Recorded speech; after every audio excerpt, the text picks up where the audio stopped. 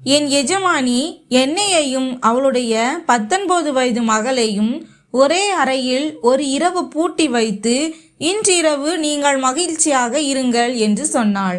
எனக்கு அதிர்ச்சியாக இருந்தது. ஒரு தாய் இப்படி எப்படி செய்ய முடியும்? அந்த பாவம் செய்த பெண் உறங்கிக் கொண்டிருந்தாள். அவளை பார்த்தபோது எனக்கு பல எண்ணங்கள் வந்தன.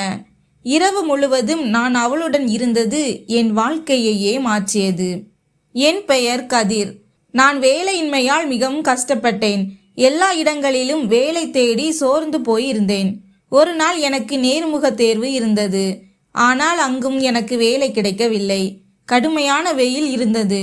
நான் அங்கிருந்து கிளம்பும்போது தலையை உயர்த்தி வானத்தை நோக்கி பார்த்தேன். வெயில் அவ்வளவு கடுமையாக இருந்தது. கண்களை திறக்க முடியவில்லை. நெற்றியிலிருந்து வியர்வை வழிந்தது. நான் ஒரு ஆழமான மூச்சு எடுத்து எனக்கே சொல்லிக்கொண்டேன், இன்று சூரியனும் என் உழைப்பை கேலி செய்கிறது என்று தோன்றுகிறது. வாழ்க்கையின் கஷ்டங்களை நான் ஏற்கனவே அனுபவித்து கொண்டிருந்தேன். இப்போது இந்த வெயிலும் என் மனதை குழப்பிவிட்டது. கையில் இருந்த கோப்பையால் எனக்கு நிழல் கொடுக்க முயன்றேன். மேலும் நடக்க ஆரம்பித்தேன். சாலையோரம் வேகமாக நடந்து கொண்டிருந்த போது திடீரென்று ஒரு மரம் கண்ணில் பட்டது. நான் அந்த மரத்தின் நிழலில் வந்து நின்றேன். அங்கே சற்று ஆறுதல் கிடைத்தது. பையிலிருந்து தண்ணீர் பாட்டிலை எடுத்தேன். ஆனால் அதுவும் காலியாக இருந்தது. தொண்டை வறண்டு கொண்டிருந்தது. மேலும் வெகு தூரம் வரை தண்ணீர் கிடைப்பதற்கு எந்த வழியும் இல்லை. மக்கள் தங்கள் வேலையில் மும்மரமாக இருந்தனர். நான் தனியாக என் விதியுடன் போராடி கொண்டிருந்தேன். தாகம் என்னை களைப்படைய செய்திருந்தது. அப்போது யாரோ என் அருகில் நிற்பது போல் உணர்ந்தேன். யாரோ ஒருவர் என் பக்கம் கையை நீட்டினார். நான் பார்த்தபோது அது ஒரு பெண்ணின் கை. வெண்மை நிறத்தில் தங்க மோதிரமும் பிரகாசமான வளையல்களும் அணிந்திருந்தது. கையில் குளிர்ந்த தண்ணீர் பாட்டில் ஒன்று இருந்தது. நான் தலையை நிமிர்ந்து பார்த்தபோது அதிர்ச்சியடைந்தேன். அவள் மிகவும் அழகான ஒரு பெண். சிவப்பு நிற உடையை அணிந்திருந்தாள். அவளுக்கு சுமார் 45 வயது இருக்கலாம். ஆனால் அவளை பார்த்தால் யாரும் அவளுக்கு இவ்வளவு வயது என்று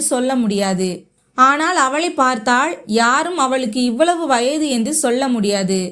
பெரியவளாக இருப்பாள். அவளது கண்களின் பிரகாசம் மற்றும் புன்னகை எல்லாமே ஒரு மாடலின் புகைப்படம் போல மிகவும் கச்சிதமாக இருந்தது. அவள் சொன்னாள், இந்தா தண்ணீர் குடி, உனக்கு தாகமாக இருக்கிறது அல்லவா? நான் உன்னை ரொம்ப நேரமாக பார்த்து கொண்டிருக்கிறேன். நீ மிகவும் வருத்தமாக தோன்றுகிறாய் என்றாள். நான் அமைதியாக அந்த பாட்டிலை எடுத்து ஒரே மூச்சில் முழு தண்ணீரையும் குடித்துவிட்டேன். அந்த பெண் மிகவும் பணக்காரராக தோன்றினாள். அவள் ஒரு பெரிய காரில் வந்திருந்தாள். அவளுடைய வாழ்க்கை முறையை பார்த்தால் அவள் ஒரு பெரிய குடும்பத்தை சேர்ந்தவள் என்று தெரிந்து கொள்ளலாம். நான் அவளுக்கு நன்றி சொல்லி, மேடம், நான் இங்கே அருகிலுள்ள ஒரு அலுவலகத்தில் நேர்முக தேர்வு கொடுக்க வந்திருந்தேன். ஆனால் வேலை கிடைக்கவில்லை. நிறைய முயற்சி செய்தேன். ஆனால் அதிர்ஷ்டம் எனக்கு ஆதரவாக இல்லை. நான் மீண்டும் அவளுக்கு நன்றி சொல்லிவிட்டு வீட்டை நோக்கி நடக்க ஆரம்பித்தேன். வீட்டில் என் நோயுற்ற அம்மாவும் இளம் தங்கையும் எனக்காக காத்திருப்பார்கள். காய்கறிகள் வாங்க வேண்டும், சமைக்க வேண்டும். வீட்டின் அனைத்து பொறுப்புகளும் என் தோள்களில் இருந்தன. பணப்பற்றாக்குறையால் நான் பெரும்பாலும் நடந்தே செல்ல முயற்சிப்பேன். நான் அங்கிருந்து கிளம்பும்போது யாரோ என்னை பின்தொடர்வது போல் உணர்ந்தேன். திரும்பி பார்த்தபோது அதே சிவப்பு நிற உடை அணிந்த பெண் இருந்தாள். அவள் புன்னகைத்து கொண்டிருந்தாள். என்னை பார்த்து கொண்டே இருந்தாள். நான் திகைத்து போனேன். நான் நினைத்தேன், ஒருவேளை அவளுடைய வீடும் இந்த வழியில் இருக்கலாம் என்று. ஆனால் அவள் ஏன் நடந்து வருகிறாள்? இதை நினைத்து கொண்டே நான் முன்னேறி கொண்டிருந்தேன். அப்போது அந்த பெண் எனக்கு இணையாக வந்து என் காலடியோடு காலடி வைத்து நடக்க ஆரம்பித்தாள். ஒரு வினாடி நான் நின்றேன். அவளும் ஒரு தோரணையில் நின்றாள். அவளது செயல்கள் எனக்கு மிகவும் விசித்திரமாக தோன்றின. எனக்கு அவள் ஏதோ மனநிலை சரியில்லாதவள் போல் தோன்றினாள். ஆனால் இவ்வளவு அழகான பெண் ஏன் என்னை பின்தொடர்கிறாள் என்பதுதான் என் கேள்வி. இப்போதைக்கு என் சுயமரியாதை இடையில் வந்தது. அவளது தந்திரத்தை நான் நன்கு புரிந்து கொண்டேன். நான் அவளை முறைத்து பார்த்து, என்ன மேடம், நீங்கள் ஏன் என்னை பின்தொடர்கிறீர்கள்? நான் உங்களுக்கு நன்றி கூட சொல்லிவிட்டேன். இப்போது தண்ணீருக்கும் பணம் கொடுக்க வேண்டுமா என்றேன். என் பேச்சை கேட்டு அவள் புன்னகைத்தாள். அப்போது அவள் தன் கையில் இருந்து ஒரு பையை எடுத்து என் கையில் வைத்தாள். நான் திகைத்து போனேன். இதில் என்ன இருக்க முடியும்? இந்த பெண் ஏன் எனக்கு இதை கொடுக்கிறாள்? நான் அந்த பையை திறந்தபோது எனக்கு அதிர்ச்சியாக இருந்தது. அதில் நிறைய பணக்கட்டுகள் இருந்தன. அவ்வளவு பெரிய தொகை என்னால் அவற்றை எண்ண கூட முடியவில்லை. ஆனால் அந்த தொகை லட்சங்களில் இருக்கும் என்று தெரிந்து கொண்டேன். என் கைகள் நடுங்க ஆரம்பித்தன. இங்கே என் பையில் சில நாணயங்கள் மட்டுமே இருந்தன. அங்கே இந்த லட்சங்கள் என் முன் வைக்கப்பட்டு இருந்தன. அவள் சொன்னாள், இந்த பணம் உன்னுடையதாக இருக்கலாம். நான் இதை உனக்கு கொடுக்க முடியும். இந்த பணத்திற்கு நீ உரிமையாளர் ஆக விரும்புகிறாயா என்று கேட்டாள். அவள் சொன்னதை கேட்டு நான் திகைத்து போனேன். இறுதியில் அவள் எந்த வேலைக்காக எனக்கு லட்சக்கணக்கான ரூபாய் கொடுக்கிறாள் என யோசித்தேன். நான் கேட்டேன், மேடம், நீங்கள் ஏன் எனக்கு இந்த 10 லட்சத்தை கொடுக்க விரும்புகிறீர்கள்? நாம் ஒருவருக்கொருவர் தெரியாது, எந்த பழக்கமும் இல்லை. நான் உங்களுக்காக எந்த வேலையும் செய்யவில்லை. பிறகு ஏன் இவ்வளவு பெரிய தொகையை கொடுக்கிறீர்கள்? நீங்கள் என்னை கேலி செய்கிறீர்களா என்றேன். அந்த பெண் என் கண்களை பார்த்து சொன்னால், நான் உனக்கு சில விஷயங்களை சொல்ல விரும்புகிறேன். ஆனால் இங்கே இல்லை. வா, எங்கேயாவது உட்கார்ந்து நிம்மதியாக பேசலாம் என்றாள். அவள் எனக்கு முன்னால் சென்றாள். நான் அவளுக்கு பின்னால் சென்றேன். என் இதயத்தில் ஒரு விசித்திரமான மகிழ்ச்சி இருந்தது. இறுதியில் 10 லட்சம் என்பது ஒரு சிறிய தொகை அல்ல. குறிப்பாக என்னை போன்ற ஒருவருக்கு இந்த பணம் வாழ்க்கையை மாற்றக்கூடியது. இவ்வளவு பணத்துடன் நான் எனக்கென சொந்தமாக ஏதாவது வேலையை தொடங்க முடியும். என் மனதில் ஆயிரக்கணக்கான எண்ணங்கள் ஓடத் தொடங்கின. அந்த பெண் என்னை ஒரு பெரிய ஹோட்டலுக்கு அழைத்து சென்றாள். உள்ளே வந்த பிறகு நாங்கள் இருவரும் ஒரு மூலையில் அமர்ந்தோம். அவர் வெயிட்டரிடம் காஃபி ஆர்டர் செய்தாள். சிறிது நேரத்தில் அவளுக்கு ஒரு தொலைபேசி அழைப்பு வந்தது. அவள் பேச எழுந்து சென்றாள். நான் ஹோட்டலை சுற்றி பார்த்தேன். அது ஒரு பெரிய மற்றும் ஆடம்பரமான ஹோட்டல். இங்கே பணக்காரர்கள் மட்டுமே வருவார்கள். நான் இதற்கு முன் இந்த ஹோட்டல் அருகில் கூட வந்ததில்லை. சிறிது நேரம் கழித்து அந்த பெண் திரும்பி வந்து தனது நாற்காலியில் அமர்ந்தாள். காஃபியும் வந்திருந்தது. அவள் சொன்னாள், காஃபி குடி, நாம் பேசலாம். இந்த பெண் என்னிடம் என்ன சொல்ல போகிறாளோ என்று நான் மனதுக்குள் நினைத்து கொண்டிருந்தேன். அவள் மொபைலில் எதையோ செய்து கொண்டிருந்தாள். அதை பார்த்து நான் கொஞ்சம் பயந்து விட்டேன். என்னால் செய்ய முடியாத ஒரு வேலையை அவள் என்னிடம் சொல்லி விடுவாளோ என்று எனக்கு பயமாக இருந்தது. நான் ஒரு நேர்மையான மனிதன். எப்போதும் எளிமையாகவே வாழ்ந்திருக்கிறேன். எந்த தவறான காரியத்தை செய்து சிக்கிக்கொள்ள நான் விரும்பவில்லை. சிறிது நேரம் கழித்து அவள் மொபைலை ஒரு ஓரமாக வைத்தாள்.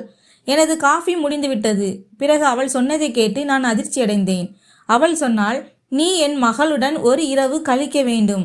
என் மகளுக்கு ஆண்களிடம் பழகுவது பிடிக்கும். நம்பு, உன்னை போன்ற இளம் ஆண்களுக்காக அவள் பைத்தியமாக திரிவாள். நாளை அவளுக்கு பிறந்த நாள். அவளுக்கு ஒரு சிறப்பு பரிசு கிடைக்க வேண்டும் என்று நான் விரும்புகிறேன். உன்னை அவளுக்கு பரிசளிக்க விரும்புகிறேன் என்றாள். அவள் சொன்னதை கேட்டு நான் உள்ளுக்குள் அதிர்ந்து போனேன். ஒரு தாய் தன் சொந்த மகளை என்று நான் ஒருபோதும் நினைத்து கூட பார்க்கவில்லை. மகளுக்காக இப்படி நினைக்க முடியுமா? அவள் தன் மகளின் இரவை அலங்கரிக்க என்னை பயன்படுத்த விரும்பினாள். நான் அவமானத்தால் நடுங்கினேன். என் காதுகள் மரத்து போனது போல உணர்ந்தேன். நான் உடனடியாக சொன்னேன், மன்னிக்கவும் மேடம், நான் அப்படிப்பட்ட பையன் இல்லை. நான் வேலை இல்லாமல் ஏழையாக இருந்தாலும் என் எண்ணமும் மரியாதையும் தான் என் மிகப்பெரிய சொத்து. நான் ஒருபோதும் இப்படிப்பட்ட அருவருப்பான காரியத்தை செய்ய மாட்டேன். இவ்வளவு சொல்லிவிட்டு நான் எழுந்து போகும்போது அவள் மீண்டும் அதே 10 லட்சம் கொண்ட பையை என் முன் வைத்தாள். அவள் அந்த பணத்தை என் கண்களுக்கு முன்னால் அசைத்தாள். அவளது இந்த செயல் என்னை தடுத்து நிறுத்தியது. நானும் என்னுடைய வாழ்க்கையை மேம்படுத்த விரும்பினேன். எனக்கு தொலைதூரத்தில் எந்த நம்பிக்கையும் தெரியவில்லை. இது ஒரு பொன்னான வாய்ப்பு. அதை ஏற்றுக்கொண்டால் என் விதி மாறலாம். நான் அந்த பெண்ணை பார்த்தேன். அவள் கையில் பணத்தை அசைத்து கொண்டு புன்னகையுடன் என்னிடம் சொன்னாள், யோசித்துக்கொள், இதில் உனக்கு தான் லாபம். ஒரு இரவுதானே, ஒரே ஒரு இரவுதான் உன் விதியை மாற்ற முடியும். நீ எனக்கு தேவை உடையவனாக தெரிந்ததால் உனக்கு உதவ நினைத்தேன். இல்லையென்றால் என் மகளுக்கு பையன்களுக்கு பஞ்சமில்லை. ஒரே ஒரு இரவு செலவழிக்க உனக்கு இவ்வளவு பணம் கிடைக்கிறது. பிறகு இதில் என்ன பிரச்சனை? அல்லது ஒரு பெண்ணுடன் ஒரு இரவு கழிக்க உனக்கு தகுதியே இல்லையா? இப்படி சொல்லி அவள் அமைதியாக புன்னகைக்க ஆரம்பித்தாள். ஆனால் நான் மிகவும் வெட்கப்பட்டேன். என்ன செய்வது, என்ன செய்யக்கூடாது என்று நான் யோசித்து கொண்டிருந்தேன். இந்த பெண்ணின் பேச்சை கேட்பதா அல்லது மறுத்துவிட்டு வீட்டிற்கு திரும்புவதா? வீட்டிலும் மிகவும் கஷ்டமாக இருந்தது. அம்மா நோய்வாய்ப்பட்டிருந்தார். என்ன முடிவு எடுப்பது என்று எனக்கு புரியவில்லை. எனக்கு ஒரு இளம் சகோதரியும் இருந்தாள். அவளுக்கு திருமணம் செய்ய வேண்டி இருந்தது. எங்களுக்கு வேறு எந்த உதவியும் இல்லை. எங்களுடையது ஒரு சிறிய வீடு. அப்பா பல வருடங்களுக்கு முன்பே இந்த உலகத்தை விட்டு போய்விட்டார். அம்மா எப்படியோ என்னை படிக்க வைத்து எழுத கற்றுக் கொடுத்தார். ஆனால் இன்னும் வேலை கிடைக்கவில்லை. வேலையின்மை என்னை கொன்று கொண்டு இருந்தது. நான் அந்த பெண்ணின் பேச்சை கேட்க நான் தயாராக இருக்கிறேன் என்று அவசரமாக முடிவெடுத்தேன். அவள் புன்னகைத்து சொன்னாள், உன்னிடமிருந்து நான் இதைத்தான் எதிர்பார்த்தேன். இந்த பணம் உன் விதியை மாற்றிவிடும். பிறகு அவள் 10 லட்சம் ரூபாயிலிருந்து 5000 ரூபாய் முன்பணமாக கொடுத்தாள். அவள் சொன்னாள், இந்தா உன் முன்பணம், போய் நன்றாக தயாராகு. மீதி பணம் வேலை முடிந்த பிறகு கிடைக்கும். நான் அந்த 5000 ரூபாயை எடுத்துக்கொண்டு வீட்டை நோக்கி புறப்பட்டேன். வழியில் நான் ஹோட்டலில் இருந்து உணவு வாங்கினேன். அம்மாவின் மருந்துகளை வாங்கினேன். சில பழங்கள் மற்றும் சிறிது ரேஷன் பொருட்களையும் வாங்கினேன். நான் வீட்டிற்கு வந்தபோது அம்மா என் கையில் இவ்வளவு பொருட்களை பார்த்துவிட்டு அவர் கேட்டார், இன்று காய்கறிகள் இல்லை, மாறாக சமைத்த உணவை கொண்டு வந்திருக்கிறாய். நான் இதுவரை இவ்வளவு பொருட்களை கொண்டு வந்ததில்லை என்பதால் அவருக்கு ஆச்சரியமாக இருந்தது. அம்மாவும் தங்கையும் என்னிடம் கேள்விகள் கேட்க ஆரம்பித்தனர். இவ்வளவு பணம் எங்கிருந்து வந்தது? காலையில் பணம் இல்லை என்று சொன்னாயே. அவர்களின் பேச்சை கேட்டு நான் கொஞ்சம் பதட்டமடைந்தேன். ஆனால் அம்மாவிடம் பொய் சொல்வதை தவிர வேறு வழி இல்லை. கை முகம் கழுவி கொண்டே நான் சொன்னேன், அம்மா, எனக்கு வேலை கிடைத்து விட்டது. அவர்கள் முன்பணம் கொடுத்தார்கள். அந்த பணத்தில் தான் இந்த பொருட்களை கொண்டு வந்தேன். சந்தையில் இருந்து உணவை கொண்டு வரலாம் என்று நினைத்தேன். தங்கைக்கும் ஓய்வு கிடைக்கும். தங்கை மிகவும் மகிழ்ச்சி அடைந்தாள். ஏனெனில் அவள் எப்போதும் வீட்டு வேலைகளில் ஈடுபட்டு இருந்தாள். இன்று முதல் முறையாக அவளுக்கு சமையல் வேலையில் இருந்து விடுமுறை கிடைத்தது. அம்மா என் வேலை செய்தியை கேட்டு மிகவும் மகிழ்ச்சி அடைந்து, கடவுள் உனக்கு வெற்றியை தரட்டும் மகனே, எல்லாம் இதேபோல் நடந்தால் வீட்டின் நிலைமை மாறிவிடும் என்றார். தங்கை எனக்கு உணவு பரிமாறினாள். நாங்கள் மூவரும் ஒன்றாக அமர்ந்து சாப்பிட்டோம். ஆனால் என் மனம் இன்னும் அந்த பெண்ணின் பேச்சில் சிக்கியிருந்தது. அந்த பெண், அந்த இரவு, அந்த 10 லட்சம், இவை அனைத்தும் உண்மையா அல்லது ஏதேனும் வலையா? எதுவாக இருந்தாலும் அதன் உண்மை நாளைதான் தெரிய வரும். அடுத்த நாள் குறிப்பிட்ட நேரத்தில் நான் தயாராகி வீட்டிலிருந்து நான் கிளம்பவிருந்தபோது அம்மா கேட்டார், மகனே, இவ்வளவு தயாராக எங்கே போகிறாய்?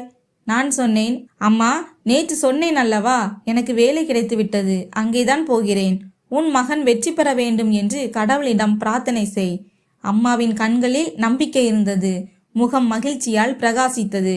நான் வீட்டிலிருந்து கிளம்பினேன். ஒரு ரிக்ஷா பிடித்து அந்த பெண் சொன்ன முகவரிக்கு சென்றேன். நான் அங்கே சென்றபோது என் கண் முன் இருந்ததை பார்த்து என் கண்கள் விரிந்தன. நான் மீண்டும் முகவரியை பார்த்தேன். பிறகு அந்த இடத்தை பார்த்தேன். இது ஒரு வீடு அல்ல, ஒரு அரண்மனை. இவ்வளவு அற்புதமான மற்றும் பிரம்மாண்டமான வீட்டை நான் இதுவரை பார்த்ததில்லை. இவ்வளவு பணக்கார பெண் எப்படி இப்படி ஒரு காரியத்தை செய்ய முடியும் என்று நான் யோசனையில் ஆழ்ந்தேன். நான் அவளது வாசலில் நின்று அவள் கொடுத்த எண்ணுக்கு அழைத்தேன். அவள் தொலைபேசியை எடுத்து, நீ எங்கே இருக்கிறாய் என்று கேட்டாள். நான் சொன்னேன், மேடம், நான் உங்கள் வீட்டிற்கு வெளியே இருக்கிறேன். அவள் சொன்னாள், வெளியே ஏன் இருக்கிறாய்? சீக்கிரம் உள்ளே வா, நான் உனக்காக ரொம்ப நேரமாக காத்திருக்கிறேன். நான் பயத்துடன் அந்த வீட்டிற்குள் சென்றேன். இப்படிப்பட்ட வீட்டை நான் படங்களில் மட்டுமே பார்த்திருந்தேன். இன்று முதல் முறையாக இவ்வளவு ஆடம்பரமான வீட்டிற்குள் காலடி எடுத்து வைத்தேன். நான் உள்ளே வந்தவுடன் அந்த பெண் தயாராகி என் முன் நின்றாள். நான் மெதுவாக சொன்னேன், மேடம், நான் அப்படிப்பட்ட சாதாரண பையன் இல்லை. ஆனால் இந்த வேலையை குடும்ப சூழ்நிலை காரணமாகவே செய்ய வந்திருக்கிறேன் என்றேன். அவள் என்னை பார்த்து சிரித்து கொண்டே சொன்னாள், நான் உன் நோக்கத்தை பார்க்க விரும்பினேன். நீ என் வேலையை சரியாக செய்வாய் என்று எனக்கு தோன்றியது. ஆனால் நீ என் வேலையை சரியாக செய்யவில்லை என்றால் நான் உனக்கு பணம் கொடுக்க மாட்டேன். உனக்கு இந்த பணம் தேவை என்றால் நான் சொல்வது போல் நீ வேலை செய்ய வேண்டும் என்று அவள் என்னிடம் சொன்னாள். சரி, பரவாயில்லை, நீ உட்கார். பிறகு அவள் வேலைக்காரியை அழைத்து, விருந்தாளிகள் வந்திருக்கிறார்கள், இவர்களுக்கு தேநீர் போடு என்றாள். நான் எவ்வளவு ஆச்சரியப்பட்டேன் என்பது எனக்கு போதவில்லை. நான் மிகவும் கவலையாக இருந்தேன். ஆனால் அந்த பெண் சொன்னாள், நீ இங்கு எந்த வேலைக்காக அழைக்கப்பட்டாயோ அந்த வேலையை நீ இரவில் தொடங்க வேண்டும். அதுவரை நீ இங்கேயே இருந்து நேரத்தை கழிக்க வேண்டும். நான் அந்த வீட்டில் உட்கார்ந்தே நாள் முழுவதும் கழித்தேன். திரும்ப திரும்ப ஏதாவது சாப்பிடவும் குடிக்கவும் கொடுக்கப்பட்டது. இரவு ஆனதும் அந்த பெண் என்னிடம் வந்து சொன்னாள், உன் காத்திருப்பு இப்போது முடிந்துவிட்டது. இப்போது நீ என் மகளின் அறைக்கு செல்ல வேண்டும். என் மகள் உனக்காக காத்திருக்கிறாள் என்றாள். என் இதய துடிப்பு வேகமாகியது. அவளது அம்மா இவ்வளவு அழகாக இருந்தால் அவளது மகளும் அதே அளவு அழகாக இருப்பாள். மேலும் அவளது அம்மாவே என்னை அவளது மகளின் அறைக்கு அனுப்பும்போது நான் அந்த வேலையை ஏன் மறுக்க வேண்டும் என்று நினைத்து கொண்டு நான் படிக்கட்டுகளில் ஏறி அந்த பெண்ணின் அறைக்கு வெளியே வந்தேன். அவளது அம்மாவே கதவை திறந்தார். என் இதயம் வேகமாக துடித்து கொண்டிருந்தது. நான் அறைக்குள் காலடி எடுத்து வைத்தவுடன் என் முன் இருந்த காட்சி என் உணர்வுகளை திகைக்க வைத்தது. அறை முழுவதும் அலங்கரிக்கப்பட்டிருந்தது. ஒரு பெண் படுக்கையில் படுத்திருந்தாள். அந்த பெண் மிகவும் அழகாக இருந்தாள். இவ்வளவு அழகான பெண்ணை நான் இதுவரை பார்த்ததில்லை. ஆனால் ஒரு விசித்திரமான விஷயம் இருந்தது. அந்த பெண் ஏன் உறங்கிக் கொண்டிருக்கிறாள் அல்லது மயக்கத்தில் இருந்தாளா? நான் அவளை பார்த்து அவளது அம்மாவிடம் கேள்வி கேட்டேன். இந்த பெண் தூங்குகிறாளா? அந்த பெண் மெதுவாக சொன்னாள், ஏனெனில் அவள் மயக்கத்தில் இருக்கிறாள். நானும் அவளை மயக்கமடைய செய்தேன். உனக்கு என்ன சொன்னேனோ அதை மட்டும் செய். வேலை முடிந்ததும் என்னிடம் பணம் வாங்கிக்கொள். அந்த பெண் என் தோளில் தட்டிவிட்டு வெளியே சென்று அறையை பூட்டிவிட்டு சென்றாள். நான் மெதுவாக அந்த பெண்ணுக்கு அருகில் சென்று நின்றேன். அவள் மிகவும் அழகாக இருந்ததால் என் கண்கள் அவளை விட்டு விலகவில்லை. நான் என்னை தடுக்க முயற்சி செய்து கொண்டிருந்தேன். பிறகு எந்த வேலைக்காக எனக்கு பணம் கிடைக்கிறதோ அதில் நான் கவனம் செலுத்த ஆரம்பித்தேன். நான் அறைக்குள் சுமார் 2 மணி நேரம் இருந்தேன். அந்த பெண் என் அமைதியை திருடிவிட்டாள். நான் அறையின் ஜன்னல் வழியாக வெளியே பார்த்தபோது அவளது அம்மா நடந்து கொண்டிருந்தாள். ஒருவேளை எனக்காக காத்திருந்தாளோ? நான் என் சட்டையை போட்டுக்கொண்டு படிக்கட்டுகளில் இறங்கி கீழே வந்தேன். அவளது அம்மாவிடம் சென்று நின்றேன். அவள் என்னை கூர்ந்து பார்த்தாள். நான் முகத்தில் புன்னகையுடன், மேடம், உங்கள் வேலை முடிந்துவிட்டது என்று சொன்னேன்.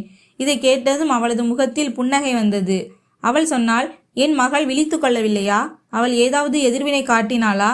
கவலைப்படவில்லையா? நான் சொன்னேன், இல்லை மேடம், எல்லாம் சரியாகிவிட்டது. அவள் மிகவும் மகிழ்ச்சியடைந்து, மிகவும் நல்லது, எனக்கு உன் மீது நம்பிக்கை இருந்தது. என் மகள் மிகவும் மகிழ்ச்சி அடைவாள்.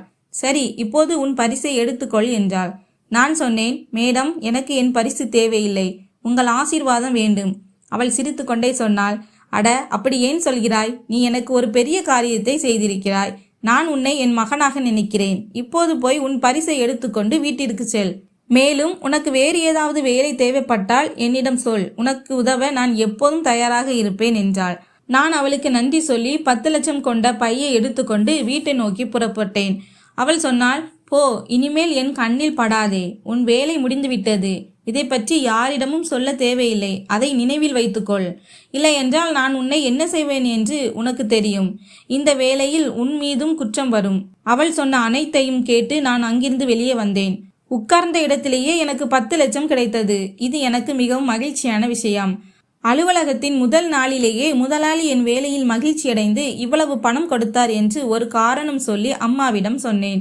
இப்போது என் வேலை நாளுக்கு நாள் அதிகரித்து கொண்டே போகும். நம் வாழ்க்கையிலிருந்து வறுமை நிரந்தரமாக நீங்கிவிடும். என் மகிழ்ச்சியை பார்த்து அம்மா ஏதோ யோசனையில் ஆழ்ந்திருந்தார். இரவு ஆனதும் அந்த பெண்ணிடமிருந்து மீண்டும் ஒரு அழைப்பு வந்தது. அழைத்தவுடன் அவள் சொன்னாள், நான் உன்னால் மிகவும் மகிழ்ச்சியாக இருக்கிறேன். நீ என் மனதின் ஆசையை நிறைவேற்றிவிட்டாய். நீ என் வேலையை இப்படி செய்வாய் என்று நான் நினைக்கவில்லை. உன் வேலை எனக்கு மிகவும் பிடித்திருக்கிறது. உனக்கு இன்னும் பணம் தேவைப்பட்டால் என்னிடம் சொல், நான் அனுப்பி வைக்கிறேன் என்று அவள் சொல்லிக் கொண்டே இருந்தாள். என் மகள் எப்படி இருக்கிறாள் என்று உனக்கு தெரியாது. என் வேலையை நீ மிகவும் எளிதாக்கி விட்டாய். அவள் சொன்னதை கேட்டு நான் தொலைபேசியை துண்டித்தேன். நான் என் மொபைலை எடுத்து அதில் ஒரு வீடியோவை இயக்க ஆரம்பித்தேன். அந்த பெண் வீட்டில் நான் பதிவு செய்த வீடியோ எவ்வளவு அற்புதமானதாக இருந்தது. சரியான நேரத்தில் இந்த வீடியோ அதே பெண்ணின் பையில் இருந்து மேலும் பணம் வாங்குவதற்கு பயன்படும். இப்போது என் மனதில் பேராசை விழித்து கொண்டது. அது அவ்வளவு எளிதில் முடிவுக்கு வராது. நேரத்தை பார்த்தபோது இரவு 12 மணி ஆகியிருந்தது. இப்போது நான் தூங்க வேண்டும். ஏனெனில் அடுத்த நாள் காலையில் நான் ஒரு பெரிய காரியத்தை செய்ய வேண்டும். அடுத்த நாள் காலையில் நான் சீக்கிரமாக எழுந்து மீண்டும் அதே இடத்திற்கு சென்றேன். அந்த பெண்ணின் ஆடம்பர பங்களாவை நோக்கி காலை சுமார் 7 மணி நேரம் ஆகியிருந்தது. பொதுவாக பணக்காரர்கள் நிம்மதியாக தூங்கிக் கொண்டிருக்கும் நேரம் அது. நான் பங்களாவிற்கு வெளியே சென்று ஒரு எண்ணுக்கு அழைத்தேன். சிறிது நேரம் கழித்து கதவு திறந்தது. அந்த பெண் வெளியே வந்தாள். பிறகு எதுவும் சொல்லாமல் அவள் என்னுடன் பைக்கில் ஏறினாள். இந்த பைக் என்னுடையது அல்ல. நான் என் நண்பரிடமிருந்து சிறிது நேரம் வாங்கியிருந்தேன். ஏனெனில் நான் நேரடியாக நீதிமன்றத்திற்கு செல்ல வேண்டும். இன்று நான் அதே பெண்ணுடன் நீதிமன்ற திருமணம் செய்ய போகிறேன். நாங்கள் நீதிமன்றத்திற்கு வெளியே வந்தவுடன் நான் அந்த பெண்ணை பார்த்தேன். அவள் தலையை குனிந்து நின்றாள். அவளது பெயர் காவ்யா. அவள் மிகவும் அழகாக இருந்தாள். அவளது பெரிய கண்களில் கண்ணீர் இருந்தது. இன்று அவள் என்னுடன் எடுக்கவிருந்த இந்த அடியானது அவளது நன்மைக்காகவே இருந்தது. ஆனால் துரதிர்ஷ்டவசமாக கடந்த கால நினைவுகள் எங்கள் முன் வந்து நின்றன. ஒருவேளை இதுதான் நான் இந்த பெண்ணை திருமணம் செய்ய முடிவு செய்ததற்கு காரணமாக இருக்கலாம். சிறிது நேரம் கழித்து நாங்கள் சட்டப்படி கணவன் மனைவி ஆனோம். அவளது அமைதியில் அவளது வலியை என்னால் உணர முடிந்தது. அவளது உடல் முழுவதும் நடுங்கிக் கொண்டு இருந்தது. அவளது கண்களிலிருந்து மீண்டும் மீண்டும் கண்ணீர் வந்து கொண்டிருந்தது. அவள் நீதிமன்ற திருமண பத்திரங்களில் கையெழுத்திட்ட போது அவள் தேம்பி தேம்பி அழுதாள். ஆனால் இதை செய்வது அவசியம். நேற்று இரவு நான் அந்த அறைக்குள் சென்றபோது அந்த பெண் கதவை மூடிவிட்டு சென்று விட்டாள். அப்போது நான் ஒரு முறை அந்த பெண்ணை பார்த்தேன். அவள் மிகவும் அழகாக இருந்தாள். ஒரு திரைப்பட நடிகை போல் இருந்தாள். அவளது அழகு என்னை ஒரு கணம் நிறுத்தியது. எந்த ஒரு பேராசை கொண்ட மனிதனும் அந்த நேரத்தில் அவளை பயன்படுத்தி கொள்ள தயாராகி விடுவான். ஆனால் அவளது முகத்தின் அப்பாவித்தன்மை என்னை வேரோடு அசைத்துவிட்டது. அவளது அப்பாவித்தன்மையை பார்த்து என் மனசாட்சி விழித்து கொண்டது. எனக்கு பணம் தேவைப்பட்டது, ஆனால் மனம் குழம்பிவிட்டது. அறையில் நடந்து கொண்டே, கடவுளே, எனக்கு ஏதாவது ஒரு வழியை காட்டு, நான் ஏதாவது தவறானதை செய்யாமல் இருக்க என்று நான் நினைத்து கொண்டு இருந்தேன். அப்போது என் கண்கள் ஒரு மேஜையில் இருந்த டைரியின் மீது விழுந்தன. அது மிகவும் அழகாக இருந்தது. யாரோ அதை மிகவும் அன்புடன் அலங்கரித்தது போல் இருந்தது. ஒருவேளை அந்த பெண்மணியே அதை உருவாக்கி இருக்கலாம். நான் டைரியை திறந்து படிக்க ஆரம்பித்தேன். அதில் அந்த பெண்ணின் வாழ்க்கை கதை எழுதப்பட்டு இருந்தது. அதில் எழுதப்பட்டிருந்தது, இந்த பெண் என் சித்தி.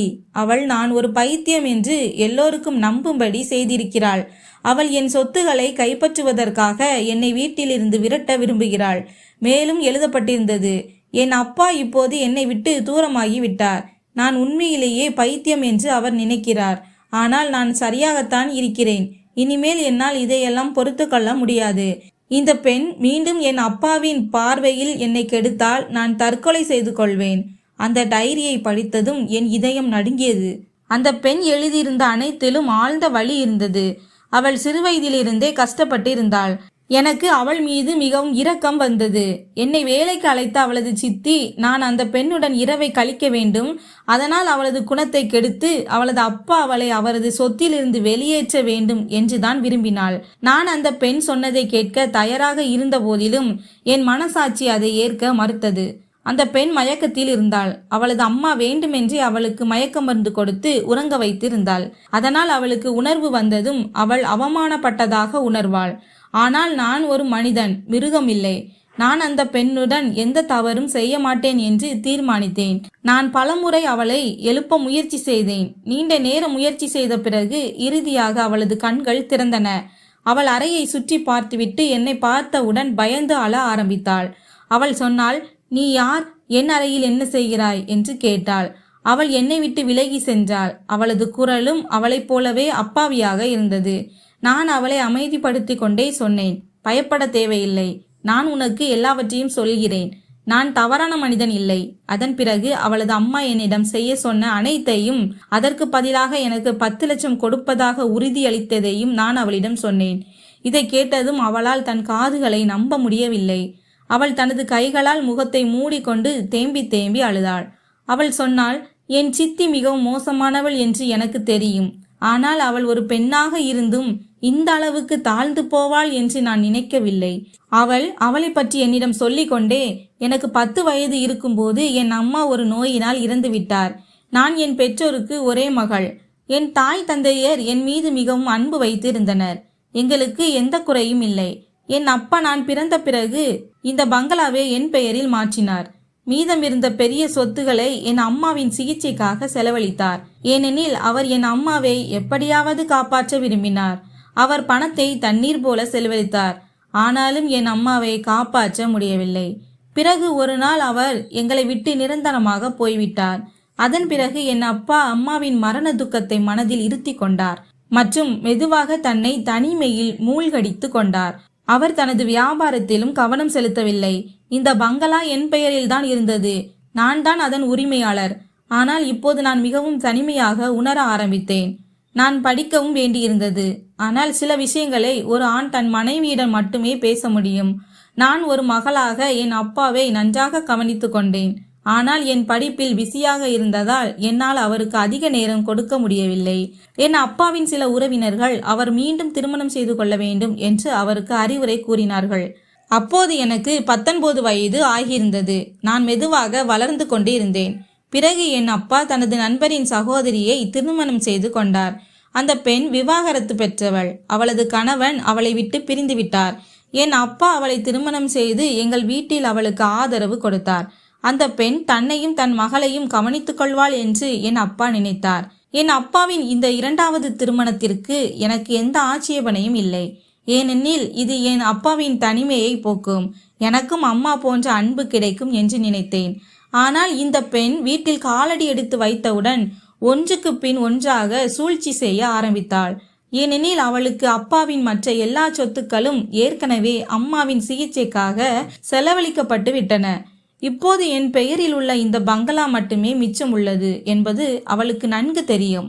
என் அப்பாவின் இரண்டாவது திருமணத்திற்கு பிறகு அவர் மீண்டும் வேலையில் கவனம் செலுத்த ஆரம்பித்ததால் அவரது வியாபாரம் நன்றாக நடக்க ஆரம்பித்தது. ஆனால் இந்த பங்களா தன் கணவரின் மகளின் பெயரில் இருக்கிறது என்பதை என் சித்தியால் பொறுத்து கொள்ளவே முடியவில்லை. இப்போது நான் தான் இந்த வீட்டின் உரிமையாளர் என்று அவள் நினைத்தாள். மேலும் இந்த பங்களா அவளது பெயரில் இருக்க வேண்டும். நான் அவளை அம்மா என்று நினைத்து அவளுக்கு அருகில் சென்றேன். ஆனால் அவள் ஒவ்வொரு முறையும் என்னை திட்டி விரட்டினாள். அப்பா முன்பு மிகுந்த அன்பு காட்டுவாள். ஆனால் அவர் சென்றவுடன் அவள் எனக்கு துன்பம் கொடுக்க ஆரம்பித்தாள். சில சமயங்களில் எனக்கு உணவு கொடுக்க மாட்டாள். சில சமயங்களில் கேலி செய்வாள். நான் மிகவும் கவலையாக இருக்க ஆரம்பித்தேன். மெதுவாக அந்த பெண் என் மீது பொய்யான குற்றச்சாட்டுகளை வைக்க ஆரம்பித்தாள். அப்பாவை எனக்கு எதிராக திருப்பினாள். பலமுறை அப்பா என் பேச்சை கேட்டார். ஆனால் பலமுறை அவர் என் சித்தியின் பேச்சை கேட்டு என்னை அடிப்பார். அவள் என் அப்பாவிற்கு என் செயல்களை பற்றி அப்படிப்பட்ட விஷயங்களை சொன்னாள். அப்பா என்னை பைத்தியம் என்று நினைக்க ஆரம்பித்து விட்டார். மேலும் நான் இந்த அறையில் அடைக்கப்பட்டேன். நான் கடந்த 7-8 வருடங்களாக இந்த அறையில் அடைபட்டு இருக்கிறேன். என் சித்தி என் அப்பா என்னிடமிருந்து என் சொத்துக்களை திரும்ப பெற வேண்டும் என்று விரும்புகிறாள். ஆனால் இதுவரை அவர் அப்படிப்பட்ட எந்த எண்ணமும் காட்டவில்லை. ஆனால் என் சித்தி தொடர்ந்து முயற்சி செய்து வருகிறாள். எப்படியாவது நான் இந்த பங்களாவை அவளது பெயரில் மாற்ற வேண்டும் என்று. ஏனென்றால் இப்போது அவள் இந்த வீட்டில் அப்பாவின் மனைவியாக வாழ்கிறாள். இந்த வீட்டின் மீது இப்போது அவளுக்கு உரிமை இருப்பதாக அவள் நினைக்கிறாள். ஆனால் என் சொத்துக்கள் அவளது பெயருக்கு செல்ல நான் விரும்பவில்லை. அதற்கு பதிலாக அவள் எனக்கு அன்பு கொடுத்திருந்தால், ஒரு அம்மாவை போல பாசம் கொடுத்திருந்தால், ஒருவேளை நான் இந்த பங்களாவை அவளுக்கே கொடுத்திருப்பேன். ஆனால் அவள் என்னை இந்த வீட்டிலிருந்து வெளியேற்ற மட்டுமே விரும்புகிறாள். எனக்கு தெரியும், நான் இந்த பங்களாவை அவளது பெயருக்கு மாற்றிவிட்டால் அவள் என் அனைத்தையும் பறித்து கொண்டு என்னை முழுவதுமாக அழித்து விடுவாள். அவள் ஏற்கனவே என் வாழ்க்கையை நரகமாக்கிவிட்டாள். அவள் என்னை பைத்தியம் என்று நிரூபித்து விட்டாள். அப்பாவை எனக்கு எதிராக திருப்பிவிட்டாள். இப்போது என்னால் என் அறையிலிருந்து வெளியே கூட வர முடியவில்லை. ஒருவேளை அதனால்தான் அவள் இந்த சூழ்ச்சியை செய்தாள். உன்னை என் அறைக்குள் ஒரு இரவு அனுப்புவதன் மூலம் ஏதாவது வீடியோ ஆதாரங்கள் கிடைக்கும் என்று நம்புங்கள். இந்த அறையில் நிச்சயமாக கேமராக்கள் இருக்கும் மற்றும் காலை வந்ததும் அவள் அந்த அனைத்து பதிவுகளையும் அப்பாவிடம் காட்டுவாள். இந்த முறை அப்பா என்னை அவரது சொத்திலிருந்து நீக்கி நிரந்தரமாக இந்த வீட்டிலிருந்து வெளியேற்றி விடுவார். பிறகு அந்த பெண் இந்த பங்களாவின் ஒரே உரிமையாளர் ஆகிவிடுவாள். இவை அனைத்தையும் சொல்லிக்கொண்டே காவியா தேம்பி தேம்பி அழுதாள். அவள் சொன்னாள், இந்த உலகில் என் அப்பாவை தவிர எனக்கு யாரும் இல்லை. ஆனால் இந்த பெண் என் அப்பாவை என்னிடம் இருந்து பறித்து விட்டாள். எனக்கு இது போன்ற வாழ்க்கை கொஞ்சம் கூட பிடிக்கவில்லை. நான் இறக்க விரும்புகிறேன். அவள் உரத்த குரலில் கத்தினாள். நான் அவளை அமைதிப்படுத்தினேன். நான் உனக்கு ஆதரவாக இருப்பேன், நீ கவலைப்படாதே. நான் உன்னை பயன்படுத்தி கொள்ளும் மனிதன் இல்லை. என் பேச்சை கேட்டு அவள் அமைதியாகிவிட்டாள். நான் அவளிடம், உன் டைரியை படித்து விட்டேன். உன் கடந்த கால வாழ்க்கையின் உண்மை எனக்கு புரிந்தது என்றேன். அவள் சொன்னாள், நீ எனக்கு எப்படி உதவுவாய்? நான் சொன்னேன், நான் உன்னை திருமணம் செய்து கொள்வேன். உன் சொத்துகளில் எனக்கு எந்த சம்பந்தமும் இல்லை. பிறகு நான் அவளிடம் என் முழு திட்டத்தையும் சொல்லிவிட்டு சட்டையை போட்டுக்கொண்டு கீழே வந்தேன். நான் அவளது பணத்தை எடுத்துக்கொண்டு அங்கிருந்து வெளியேறினேன். அடுத்த நாள் எங்கள் திட்டப்படி காவியா தன் அம்மாவிடம் அழுது கொண்டே தன் மரியாதை கெட்டுவிட்டது என்று சொன்னாள். அதனால்தான் அந்த பெண் எனக்கு அழைப்பு செய்து நான் வேலையை மிகவும் சிறப்பாக செய்ததாக சொன்னாள். நான் காவியாவை என்னுடன் அழைத்து வந்தேன். நாங்கள் நீதிமன்றத்தில் திருமணம் செய்து கொண்டோம். அந்த நேரத்தில் காவியாவின் அப்பா 2 நாட்களுக்கு அமெரிக்கா சென்றிருந்தார். அவர் 2 நாட்களுக்கு பிறகு வீட்டிற்கு திரும்பிய போது காவியாவின் அம்மா அவரிடம், உங்கள் மகள் ஒரு பையனுடன் சேர்ந்து உங்கள் கௌரவத்தை கெடுத்து விட்டாள். இப்போது அவளை வீட்டிலிருந்து வெளியே தள்ளிவிடுங்கள் என்று சொன்னாள். அவள் காவியாவின் அறையில் இருந்த கேமராவின் பதிவையும் காட்ட விரும்பினாள். ஆனால் நான் ஏற்கனவே கேமரா வயரை கட் செய்து விட்டதால் அந்த பதிவு அழிக்கப்பட்டிருந்தது. காவ்யா ஏற்கனவே என்னிடம் அவளது அறையில் நிச்சயமாக கேமராக்கள் இருக்கும் என்று சொல்லியிருந்தாள். அவள் சொன்னபடி நான் அறையை சோதித்தபோது அங்கே கேமரா உண்மையில் இருந்தது. அவளது சித்தி ஆதாரம் சேகரிக்க விரும்பினாள். ஆனால் என்னிடமும் ஒரு ஆதாரம் இருந்தது. அது காவ்யாவின் சித்தியை அழித்துவிட்டது. காவ்யாவின் அப்பா வீட்டிற்கு திரும்புவதற்கு முன்பே நான் அவரது மனைவியின் அழைப்பு பதிவை அவருக்கு அனுப்பிவிட்டேன். அதில் அவள் என்னிடம், நீ என் மகளுடன் நான் சொன்னதை செய்தாய், அவளது வாழ்க்கை அழிந்து போக வேண்டும் என்று நான் விரும்பினேன். இப்போது அவள் தேம்பி தேம்பி அழுகிறாள். உனக்கு இன்னும் பணம் தேவைப்பட்டால் என்னிடம் சொல் என்று சொன்னாள். நான் இந்த அனைத்து விஷயங்களையும் மொபைலில் பதிவு செய்திருந்தேன். அதே பதிவை காவ்யாவின் அப்பாவிற்கு அனுப்பிவிட்டேன்.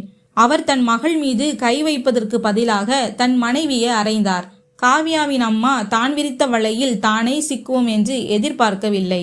காவ்யாவும் எல்லாவற்றையும் உண்மையாக சொல்லி தான் என்னை திருமணம் செய்து கொண்டதாக சொன்னாள். நானும் அந்த இடத்திற்கு சென்று அனைத்து உண்மைகளையும் சொன்னேன்.